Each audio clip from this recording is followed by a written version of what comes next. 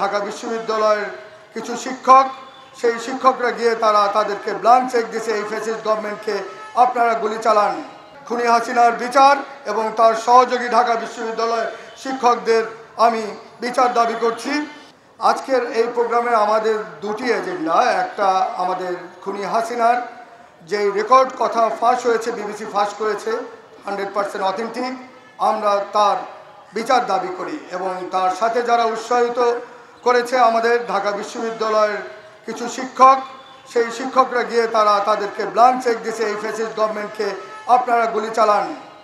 এর মধ্যে আমরা দেখি কিছু কতিপয় ব্লুর শিক্ষক, আওয়ামীপন্থী শিক্ষক, তারা বিবৃতি দিয়েছে এই সরকারের বিরুদ্ধে, এটা না ওইটা, এটা করে না ওইটা করে না। সেদিন আপনাদের বিবেক কোথায় ছিল? যেদিন আমাদের সন্তানদের গায়ে হাত তুলেছিল, অত্যাচার করেছিল, মার্ডার করেছিল, কই তখন তো আপনারা কোনো বিবৃতি দেন নাই, তখন তো তাদের পক্ষে আপনারা দাঁড়ান নাই। কেন আজকে আপনাদের মধ্যে হঠাৎ এই বিবেক আসলো? এটা আমার কোশ্চেন। আমি যারা সহায়তা করেছে ঢাকা বিশ্ববিদ্যালয়ের এই শিক্ষকরা, পরিষ্কারভাবে তাদের বিচার দাবি করছি।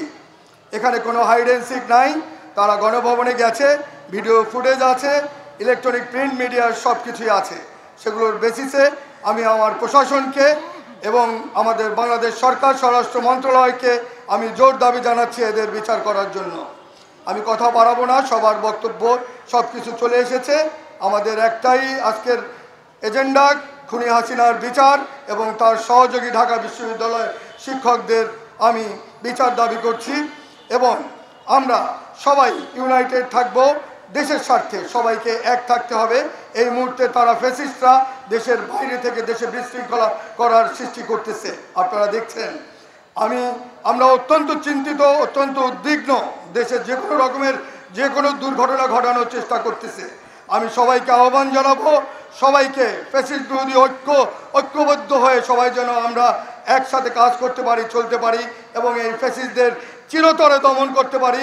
আর কোনোদিন এই ফ্যাসিস্ট হবে না, এই প্রত্যয় ব্যক্ত করে আমি আমার বক্তব্য শেষ করছি।